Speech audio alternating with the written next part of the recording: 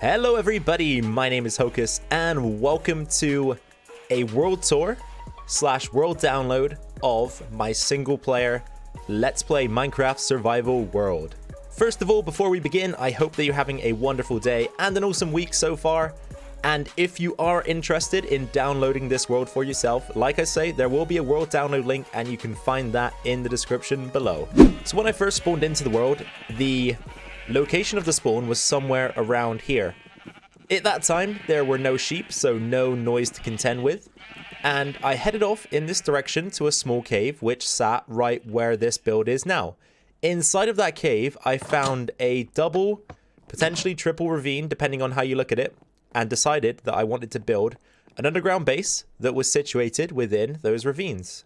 However, first of all, I had to establish myself, and I did this by creating this small storage area that contained some furnaces, a little bedroom, and somewhere to keep my spare armor.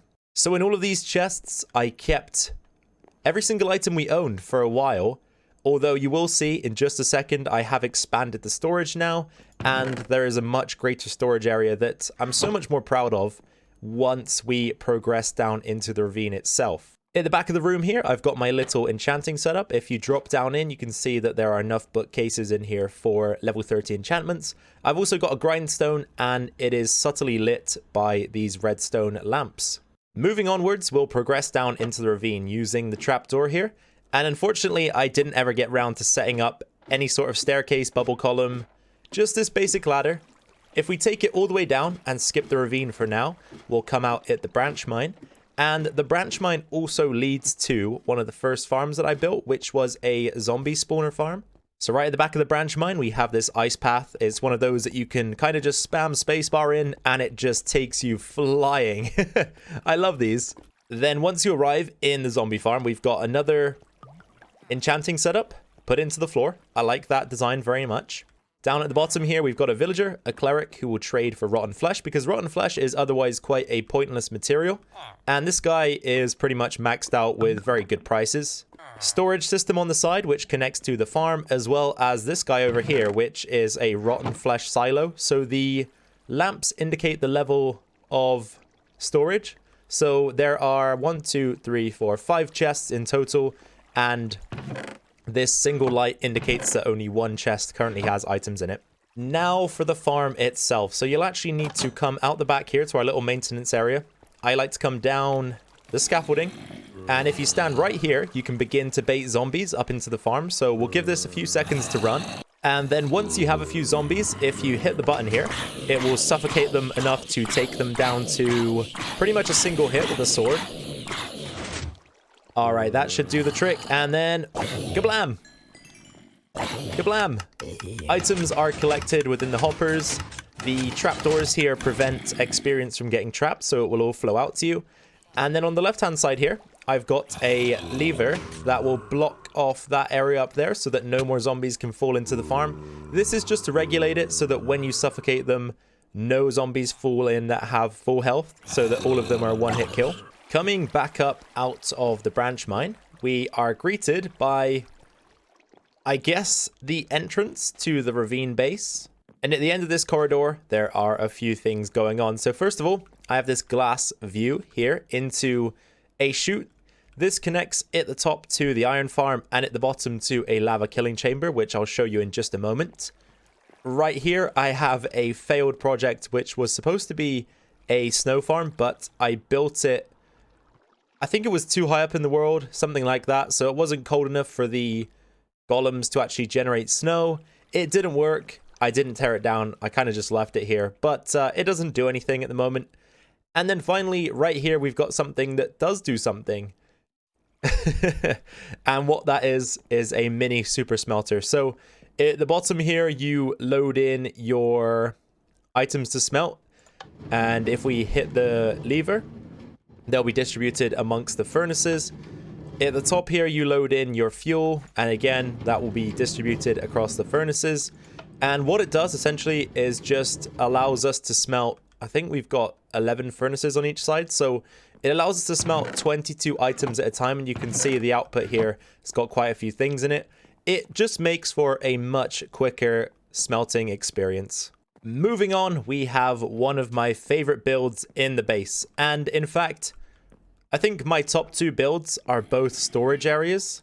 So I must have a thing for building storage areas. I just have a knack for it, possibly. But anyway, that's besides the point. The storage area. As we approach, there is a pressure plate on the floor. If you walk over it, you will be greeted with this sound.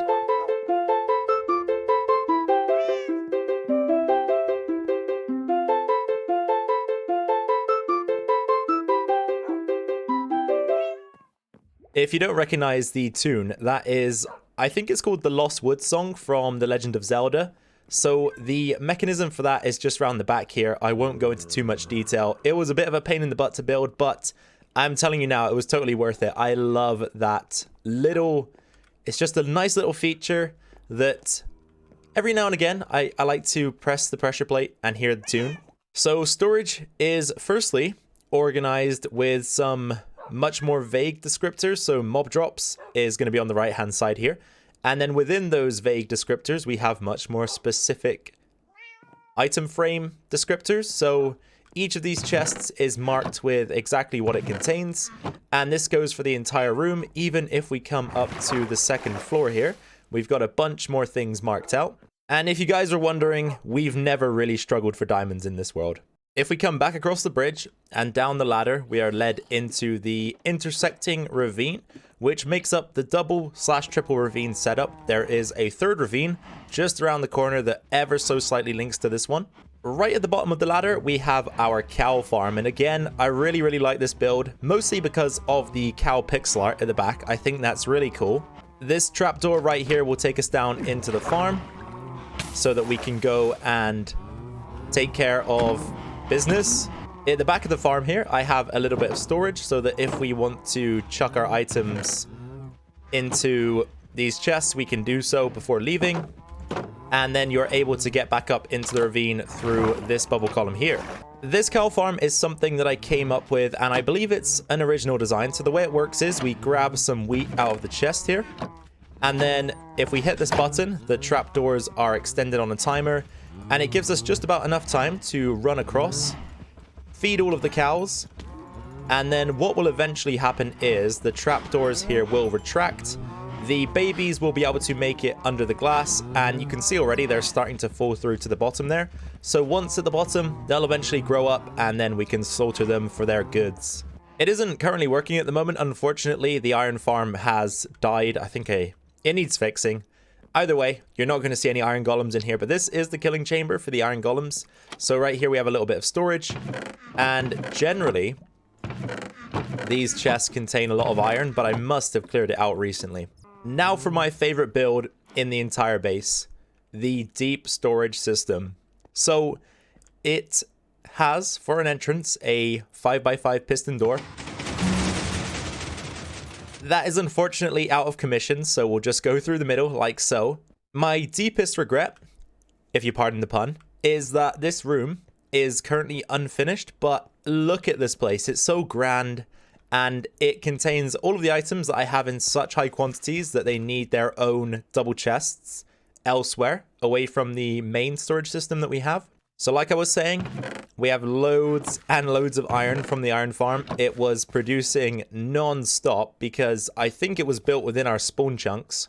One of my favorite things about this room is the back of the door. I decided to go with glass so that you could see the mechanism, and I just think that's a really, it's just a cool touch, especially for someone like myself who does like to build with redstone.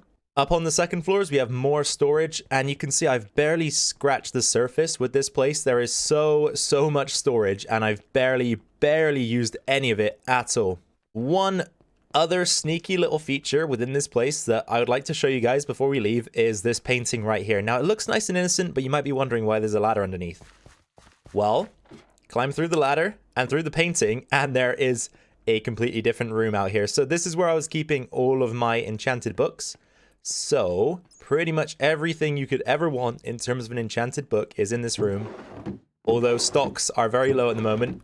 And in fact, I realized right at the end I built this room slightly too small, so it doesn't have enough room to contain each and every book, I believe. But the plan was just to store as many enchanted books as we possibly could within this secret room.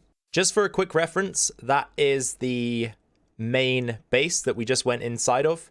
Across the river here, we have one of, I think this was one of the earlier farms that I built as well. It's a sugarcane farm that is activated and operated using slime blocks. So if we hit this button here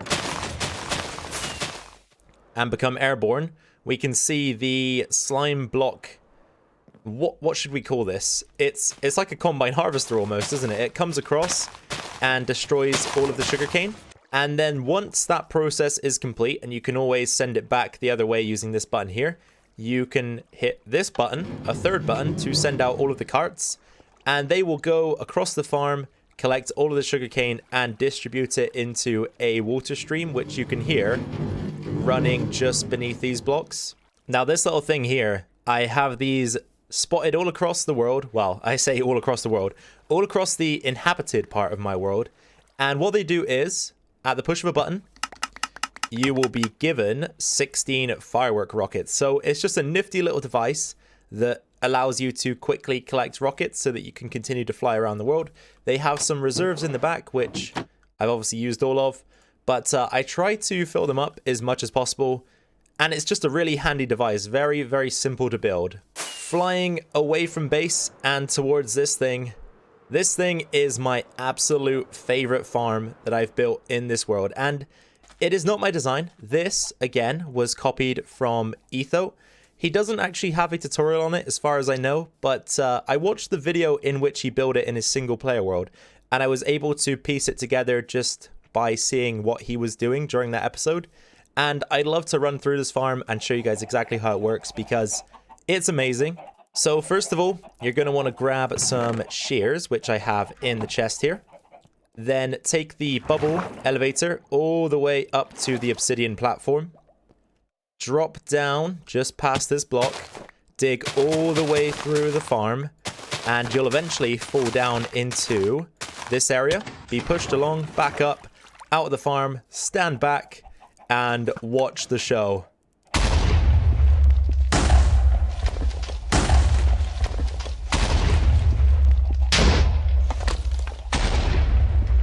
Oh no!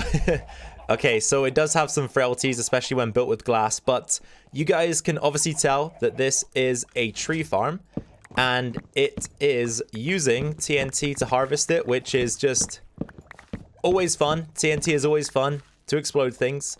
It's surrounded with these hoppers, which all congregate to this point here, so all of the wood will eventually make it to this location. And just look how quickly you can get wood from using this machine. I got 2 stacks, 3 stacks pretty much. It's unbelievable. It's absolutely fantastic. Just beside the tree farm, something a little bit more disappointing because like I say, that is my favorite farm in the world. We just have your basic chicken cooker farm, and I think I built a little ways up into the back here. I can't remember exactly what this does. Oh, this is where you load the farm up, so nothing crazy. You guys have probably seen this kind of thing a million times before. From over here at the Etho TN Tree Farm, we can see our next destination, and that is our quintuple mob farm. So, again, an unfinished project. Surprise, surprise. But look at this thing. It's absolutely jam-packed full of baddies, and that's exactly what it's here for. So this is either a Nembon Ilmango design, one of the two. They both kind of... I think Nembon may have came up with this design first. Ilmango helped popularize it. They both sort of worked together to come up with this final version, which is absolutely insane. So what happens is, if we fly up to the roof, there is 5 different mechanisms, and if we switch them on, it will force the water to rotate between platforms. So it'll flow on one and not the one beneath it or above it. And then within a certain amount of time, it will switch over so that the platforms without water will then be flooded, forcing all of the mobs that have spawned on them to fall down to their death. And this farm is much more effective if you use the AFK spot at the top there, but we'll stand down here for demonstration purposes and watch it do its thing. So you can see, look at this, just tons and I forgot how cool this thing was. Tons and tons of mobs just falling to their doom. All of their items collected and stored away in these underwater chests. Next up on the list of builds in the world is the iron farm. Now, this thing, again, just what a fantastic design. I cannot remember who came up with this, but this is definitely the iron farm that I would build now if I had to build another one. So what you'd actually want to have is a zombie in the cart, and each time it goes around the corner, it is slowed down enough by the water to cause the villagers to spawn an iron golem. So each loop, it should spawn around 4 iron golems. They all come down into that killing chamber that you saw inside my base, inside of which they are killed, and the farm just keeps going on and on and on. Utterly outstanding. If we drop down beneath the iron farm, I have the Arboretum of Gratitude. So the Arboretum of Gratitude is just an area in which we've planted trees, and on each of the trees I have remembered the names, commemorated the names of people that have made donations to the channel, became channel members, pretty much just contributed to the channel in any way. So I'm just going to go past and look at all of the names. And we actually do have one more name to add to the Arboretum of Gratitude today.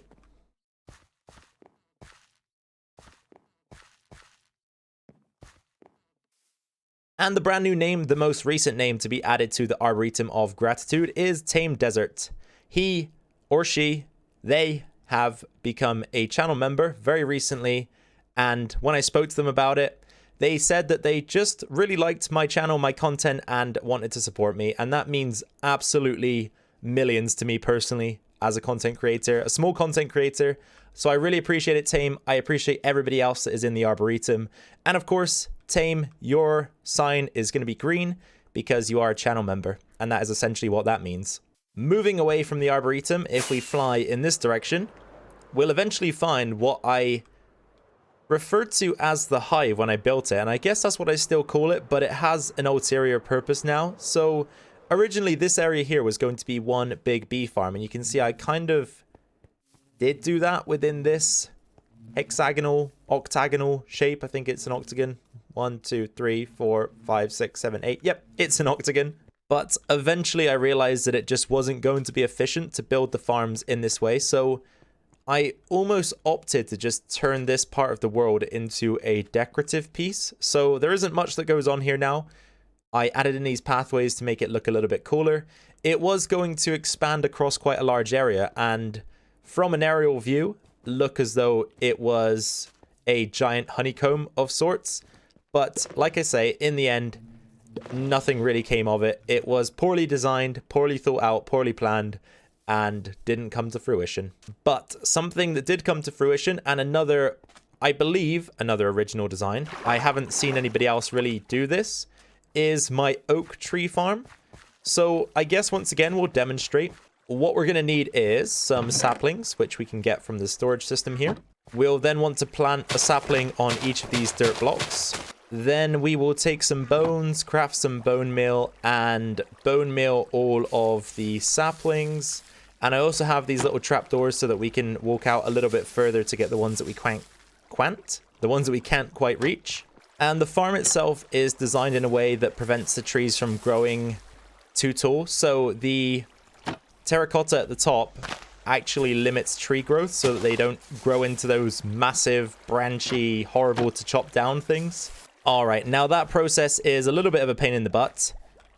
But what we want to do next is come inside the farm and clear out a gap from the dispenser down to this obsidian block here.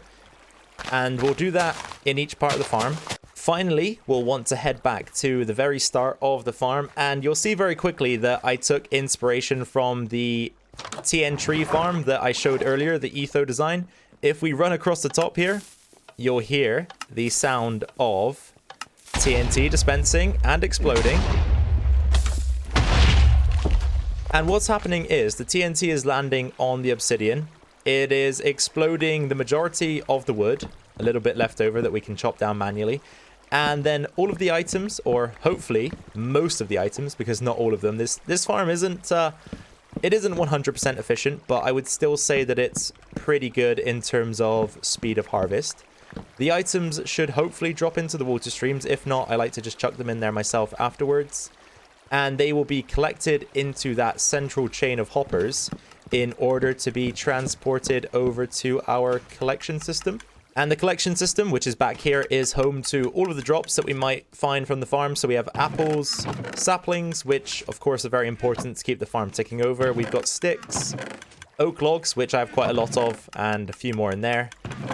But like I say, original design, overall I'm quite happy with how it turned out. I'm not the biggest redstone genius on the block, but I do like to try my hand at it from time to time, and this farm turned out, I would say, quite well. This thing over here next to the storage system is a villager breeder. Not really worth mentioning because it was something that I was working with. I was trying to move towards a bigger villager project, but in the end didn't quite get there. However, if we move in this direction, we come to our village, which I've been trading here, using it as a place to make emeralds and buy things I need from the villagers, but mostly just to have fun building, because each of these individual houses I have built from scratch. As you can see, they don't look very Minecraft villager-y, if you know what I mean. So we've got a big forge type building here. It's got the fire in it. It has nothing on the inside as far as I remember. Okay, it has a floor and a cleric. Nice. I thought it was actually in worse condition than that. But all in all, a nice build. We have a smaller house here at the back. This is just to house some of the villagers. So inside we've got a few bunk beds and a second door that leads out onto a small balcony type area. At the back here I have the village docks, which are... they're operable, I guess. They have boats in them, a few decorative pieces, but overall not really all that amazing. Back here we have a church, inside of which I think I keep the brewing stands for the clerics. I feel like clerics are almost the closest thing we get in terms of holy villagers, maybe is the way to say it. I'm not quite sure.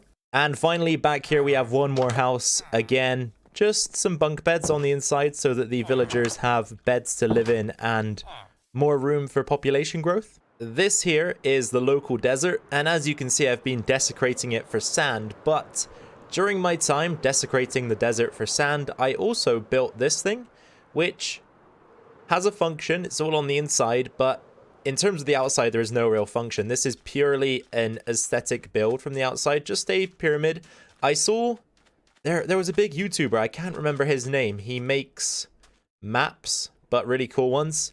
And he'd built something using this color combination. I really enjoyed it. So I thought I'd have a go at building something using these blocks myself. The gold contrasts extremely well with the black stone. And I came up with this pyramid structure. On the inside of the pyramid is a cactus farm. Cactus has been something in this world for a long time that I just never seemed to have enough of when I was trying to get green dye and such. So I figured in the end, why not kill two birds with one stone? I can build with this color combination and I can make a cactus farm.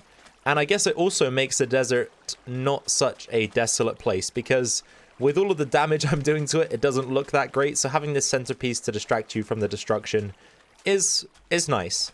And now, coming to the end of the world tour, one of the final things that we most recently did, and that was to come out to a shattered Savannah biome to mine some copper. Now, I was inspired by a Hermitcraft video I saw. I believe it was Etho. Him and Iskal were out in a similar biome, and I wanted one for myself. And this was just around the time of the 1.17 update, so I came out here, like I say, to create a mine away from my original base that would allow me to hopefully gather some copper. And although it wasn't that fruitful, I really like this build. Under this moss, I have amethyst blocks so that when you walk, you can hear that tingle. Sounds really cool. And then back here, we've got some storage, so just a bunch of labeled chests.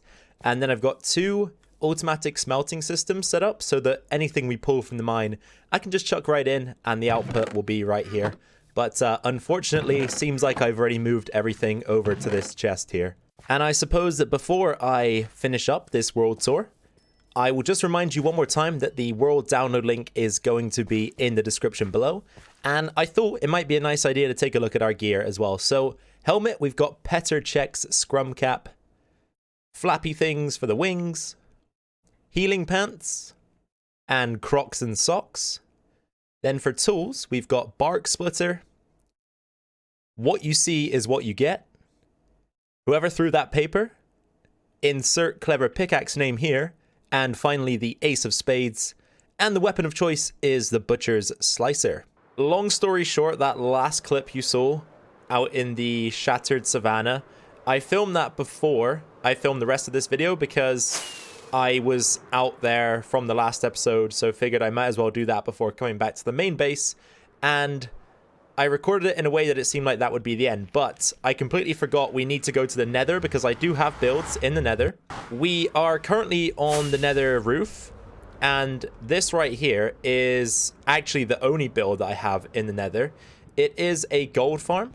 Once again, I believe this is an Ilmango design. He is a certified redstone genius and creates some of the coolest things out there. So up there is the farm. We'll go take a look at that in just a minute. But the farm itself actually comes down and the items are distributed into these shulker loaders.